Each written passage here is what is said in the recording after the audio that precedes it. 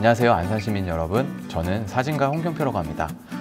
지난 시간에는 미러리스 누구냐 넌 이라는 타이틀을 가지고 미러리스에 대해서 이야기를 나눠보았는데요. 이번 2탄에서는 도대체 어떻게 뭘 찍어야 하죠? 라는 타이틀로 그 이야기를 이어갑니다. 먼저 어떻게 찍어야 할까요? 미러리스 카메라. 제가 예전에 운동을 열심히 했을 때 저에게 운동을 정말 잘 가르쳐 주신 코치님이 하셨던 말씀이 있었어요. 자세가 중요하다. 운동에는 자세가 중요하다는 이야기를 해주셨는데요. 효과 있는 몸에 더 좋은 운동을 하려면 기본 자세가 매우 중요한 것만큼 사진을 찍을 때도 자세가 굉장히 중요한 역할을 한답니다. 미러리스 카메라 좋은 자세, 여러분들에게 일단 소개를 해볼게요. 첫 번째로는 자세를 잡기 전에 카메라 잡는 법부터 간단히 알려드릴 거예요. 스트랩이 있다면 목에 걸거나 아니면 이렇게 스트랩이 길게 있으면 이렇게 손목에 감아주세요. 이런 식으로 손목 스트랩으로 활용하시면 좋습니다. 안정적으로 지지할 수 있고 좋은 사진을 찍을 수 있는 카메라 자세입니다.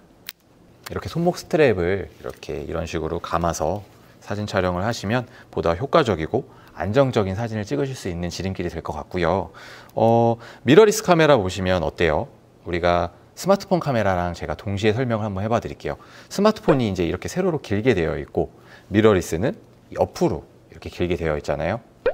비율 자체가 3대4 또는 4대3이 될 수 있어요. 미러리스 카메라일 경우에는 여러분들께서 세로 사진은 잘 안 찍으시려고 해요. 왜냐하면 가로로 되어 있기 때문에 이렇게 가로 사진만 많이 촬영을 하시고, 반대로 스마트폰은 가로 사진을 찍지 않고 세로 사진만 많이 찍으시는데, 제가 드리고 싶은 말씀은 세로 사진이든 가로 사진이든 골고루 찍으시는 습관을 들이시면 보다 효과적인 사진 생활을 하시는데 도움이 되실 거라고 생각이 됩니다. 세 번째 자세는요, 가로 사진, 세로 사진도 많이 찍으시면 좋은데 어떻게 잡는지 알려드리려고 해요. 요즘에 미러리스가 워낙 가볍기 때문에 이런 식으로 많이 찍으세요. 그냥 이렇게 툭툭툭툭. 그런데 좋은 사진 찍으시려면, 선명한 사진 찍으시려면 꼭 두 손으로 찍으셔야 돼요. 자, 왼손으로 이렇게 카메라를 받치시고, 오른손은 이제 기종마다, 모델마다 많이 다르지만 이렇게 파지라고 하죠. 그립. 이렇게 파지가 되도록 잡으시고, 엄지손가락은 얼마든지 언제든지 이렇게 기능을 클릭해 볼 수 있게 이렇게 잡으시고, 오른손 검지는 셔터 위에 손가락을 대고 계셔야겠죠. 왼손으로 받치고 오른손으로 그립을 잡고, 이런 식으로 잡고 이렇게 잡으시기를 추천해 드려요. 그리고 여성분들은 메이크업을 하시기 때문에 카메라 액정에, 카메라 몸체에 내 얼굴이 닿는 거를 꺼려 하세요. 그런데 뷰파인더를 바라보는 눈, 왼쪽 눈, 오른쪽 눈, 편하신 눈으로 이렇게 보시면 되는데, 카메라에 얼굴이 닿아야 덜 흔들리는 사진을 찍으실 수가 있어요. 한번 보여드릴게요. 이렇게 하시는 게 아니고요. 이런 식으로 왼쪽 눈일 때는 이렇게 하시고, 오른쪽일 때도 이렇게 보시는 게 아니고요. 아예 이렇게 닿게 사진을 찍으시면 좋죠. 네 번째 이야기를 드릴게요. 우리에게는 카메라는 눈이 하나, 렌즈라고 하는 눈이 하나가 있는데 우리 사람에게는 두 눈이 있어요. 그래서 저는 두 눈을 자유롭게 사용해 보시라고 추천을 해드리고 싶어요. 제 버릇과 습관이기도 한데, 저 같은 경우에는 가로 사진 찍을 때는 이 왼쪽 눈을 써요. 이런 식으로 이렇게 쓰고요. 초점을 맞출 때는 눈을 살짝 찡그려요. 살짝 찡그리고, 근데 상황을 봐야 되거든요. 행사 촬영이나 뭐 여러 가지 촬영을 할 때, 근데 사진을 이렇게 눈을 꼭 뜹니다. 반대쪽 눈을. 그리고 세로 사진을 찍을 때는 오른쪽 눈을 써요. 제 오랜 습관이긴 한데 이런 식으로 이렇게 해서 사진을 찍어요. 네. 여러분께서도 내가 편한 눈을 선택해 주시는데 가능한 두 눈을 적극 활용해 주시면 더 좋은 사진 생활을 하실 수 있을 것 같습니다. 좋은 자세를 해야 여러분들이 좋아하시는 쨍한 사진, 선명한 사진, 흔들리지 않는 사진을 찍으실 수가 있어요. 일단은 가로 사진일 경우에는 아까 2번에 말씀드렸듯이 왼손으로 받쳐주시고요. 자, 이런 식으로 찍으시는데 가능한 몸이 조금 힘드시더라도 팔꿈치를 모아주시는 게 좋아요. 이렇게 벌려서 찍는 것보다는 이렇게 웅크리셔서 찍으시는 게 좋고요.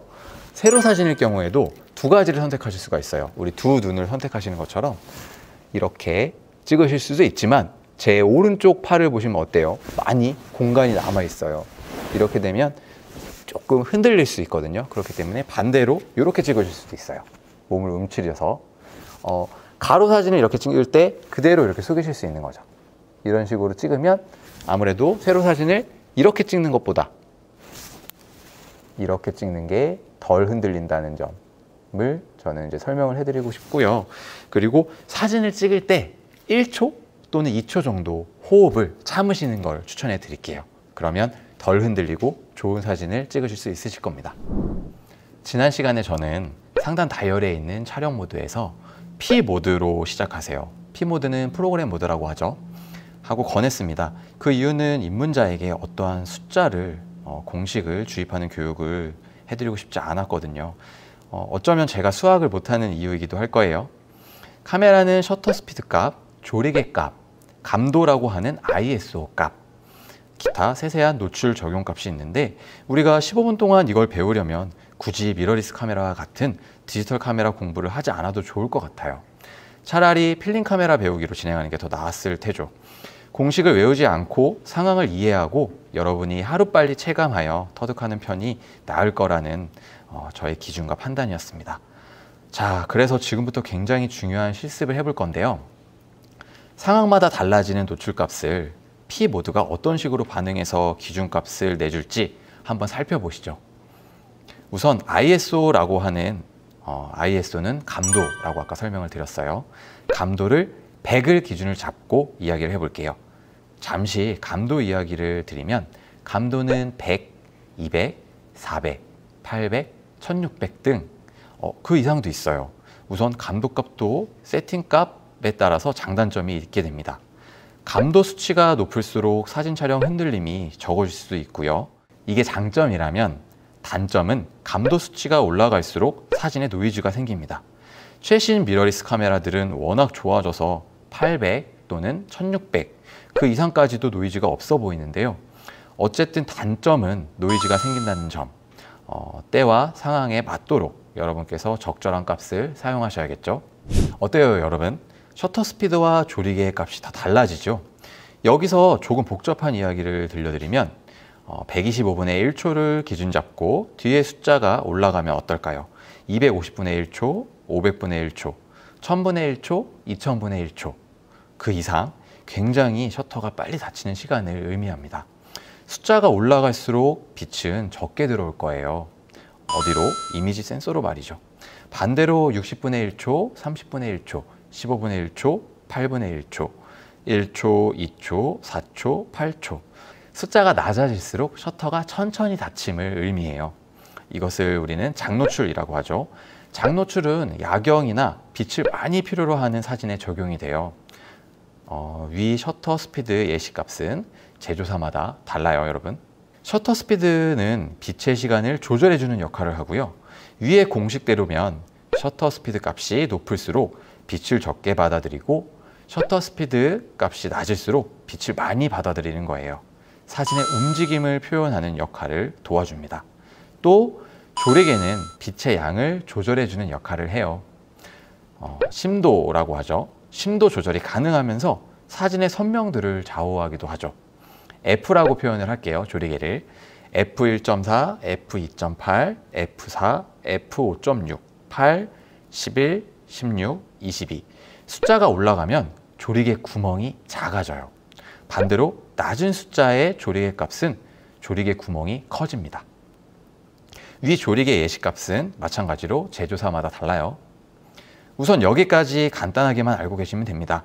외울 필요도 없고 공식이 아니에요. 단지 앞으로 편하기 위해서 제가 팁으로 드린 P 모드와 조금 더 이해하려면 여러분께서 알고 계셔야 하는 부분이고요. 자, 다시 반누름으로 잠깐 가볼게요. 찍을 상황에, 찍을 장면에 또는 찍을 모델 앞에서 반누름을 하게 되면 카메라가 자동으로 현재 상황에 맞는 노출값을 지정해 줍니다. 예를 들어 125분의 1초라는 셔터 스피드 값에 F11이라는 조리개 값, 이렇게 말이죠. 아, 그럼 이런 상황에서는 이런 수치가 나오는구나 하고 외울 필요도 없이 여러분께서 한번 보시고 이해하시면 됩니다. 당연히 처음부터는 되지 않을 거예요. 저도 노출계가 아니다 보니까 모든 상황에서 노출값을 외우고 다니진 않거든요. 참고하여 이해하고 내 것으로 만드는 거죠. 여러분께서 그렇게 되시면 익숙해지실 거예요. 보기 좋은 떡이 먹기도 좋다, 이런 말 여러분 많이 들어보셨죠? 보기 좋은 떡이 먹기도 좋다. 제가 강의 때마다 꼭 하는 말입니다. 여러분 잡지 많이 보시죠? 또 요즘엔 인스타그램도 많이 하시고요. 여행 사진, 요리 사진 이런 거 보면 어떠세요? 색감도 멋지고 구성도 좋고 다양한 아름다움이 사진 속에 존재하죠. 그렇기 때문에 여러분도 사진 구도에 대해서 꼭 공부해 볼 필요가 있으십니다. 사진은 뺄셈이라는 말이 있어요. 얼마나 유리한 매체인가요? 왜냐하면 내가 보여주고 싶은 네모 속 세상만 볼 수 있으니까요. 영화, CF, 광고 촬영장을 한번 떠올려 보세요. 우리가 최종 편집된 영상 또는 사진 속은 어떻게 보여지나요? 굉장히 고급스럽고 멋이 있을 수도 있고, 굉장히 아름답고 매력적일 수 있고, 굉장히 지저분하고 무서운 분위기일 수도 있답니다. 반대로 그 네모 밖 촬영 현장은 엄청나게 정돈되지 않을 수도 있어요. 다양한 스텝이 함께 일을 하고 있기 때문이죠. 작은 소품을 놓고 정물 사진을 찍을 때 내가 이렇게 저렇게 만져서 움직일 수 있고 내 몸이 카메라에서 이동할 수 있으니까 딱 여기까지만 찍히도록 할 수 있어요. 이게 사진이 뺄셈이 되는 이유이기도 해요. 저는 여러분께 기본적인 구도를 소개할게요. 가로, 세로, 원형, 삼각, 사선, 곡선, 이 다양한 구도들이 있고요. 단어로 정해 놓았지만 사실 정답이 아닌 단어일 뿐이에요. 하지만 이 기본적인 구도로 일단 연습을 시작하시고 또 연습을 해서 결국에는 나만의 구도로 완성시키면 좋습니다. 미러리스 카메라를 이용해서 여러분들께서 많은 사진을 열심히 찍으셨다면 어느 순간 여러분의 메모리가 가득 차고 있다는 걸 발견하실 건데요. 메모리 카드. 이 메모리 카드에도 여러분 관리법이 있어요. 1탄에서 제가 메모리에 대해서 간단하게 설명을 드렸었는데요. 하나의 메모리를 가지고 여러 카메라, 여러 기계에 쓰지 마시라고 제가 권해드렸어요. 그 이유는 메모리에 에러가 생기기 때문이죠. 메모리도 여러분 외장 하드를 따로 구비를 하셔서 틈틈이 꾸준히 관리하시면 좋습니다. 여러분 사용하시는 PC나 노트북에 바로 리더기를 이용해서 메모리를 집어 넣으실 수도 있지만 저는 여러분께 또 다른 외장 하드를 하나 구비하셔서 내가 찍은 사진을 쭉 정리해 놓을 수 있는 방법을 소개해 드리려고 해요. 외장 하드를 구입을 하시면 외장 하드도 포맷을 하셔야 되겠죠. 포맷을 해야 안전하기 때문에 외장 하드에 여러분들께서 찍으신 이 메모리 카드를 백업을 한 다음에 어떤 식으로 관리를 하셔야 하나, 폴더를 먼저 만드세요. 뭐 이를테면 2020 사진, 뭐 누구누구 사진 촬영하는 상위 폴더를 만드시고 그 밑에 저 같은 경우에는 1월 달부터 12월 달까지 폴더를 다 만들어 놔요. 1월, 2월, 3월 뭐 순서대로 폴더를 만들어서 12월 달까지 있고요. 그 해당되는 달 안에 또 다른 폴더를 저는 세부적으로 만듭니다. 예를 들어서 뭐 오늘이 2020년 10월 10이다 하면 2020 1010 언더바 해서 어떤 걸 찍으셨는지 제목 한글을 집어넣으시면 좋습니다. 예를 들어서 뭐 안산의 사동의 어울림공원이라는 데가 있어요. 2020 1010 언더바 한 다음에 어울림공원 언더바 강아지 촬영 1 뭐 또는 2 그런 식으로 폴더를 만드셔서 그날 찍은 사진을 그 폴더 안에 다 집어넣고 백업해 놓으신 다음에 관리하시길 추천해 드려요. 외장 하드에 폴더를 만들어서 백업을 하셨다면 그 폴더 안에 여러분 또 다른 폴더를 2개 정도 만들어 놓으시는 거를 제가 권해 드려요. 뭐 1번 폴더가 될 수 있고 2번 폴더가 될 수가 있어요. 1번 폴더는 그날 찍은 사진 중에 100장 정도 촬영이 되셨다면 여러분들이 A컷이라고 생각하는 그 사진들을 집어 넣으실 수 있고요. 마음에 안 드는 사진, 뭐 흔들렸거나 조금 내가 생각하기에 부족하다고 느끼는 사진은 B컷이라고 하죠. 두 번째 폴더에 분류를 해 놓으시는 작업을 저는 추천을 해 드릴게요. 그런데 잠깐 제가 이번 타이틀이 도대체 어떻게 뭘 찍어야 하죠? 였는데 어떻게 찍으라고만 설명을 들었던 것 같네요. 그러면 뭘 찍어야 할까요, 여러분? 여러분, 무얼 찍고 싶으세요? 저는 디자인 학도였을 때도 사진 학도였을 때도 그렇고 지금 사랑하는 아내와 두 아이의 아빠가 돼서도 그런데요. 무얼 찍을지 고민된다면 사랑하는 걸 찍으세요, 여러분. 내가 무얼 찍을지 모르겠다면 주변에 내가 좋아하는 것들, 사랑하는 것들을 찍기 시작하면 좋은 사진을 찍으실 수 있어요. 왜냐하면 내가 싫어하는 것들이 아니잖아요. 내가 증오하는 그런 대상들이 아니기 때문에 어떻게 하면 멋있게 찍을 수 있고 어떻게 하면 예쁘게 찍을 수 있고 어떻게 하면 더 멋지고 예쁘고 빛이 나게 찍을 수 있을까 하고 막 고민을 하시게 될 거예요. 그래서 여러분께서 주변에 있는 내가 사랑하는 것들을 찍으실 수 있다면 좋은 사진을 찍으실 수 있는 지름길이 되실 겁니다. 지금까지 미러리스 카메라를 이용해서 어떠한 자세를 잡고 사진을 찍어야 하는지, 그 다음에 메모리는 또 어떻게 관리를 해야 되는지, 찍은 사진을 어떤 식으로 정리를 해야 되는지 간략히 설명을 해드렸고요. 무엇을 찍어야 될지 모르겠다면 제가 조금 전에 말씀해드린 사랑하는 걸 찍으세요 라는 말씀을 여러분들한테 드리면서 오늘은 여기까지 수업을 마치도록 하겠습니다. 감사합니다, 여러분.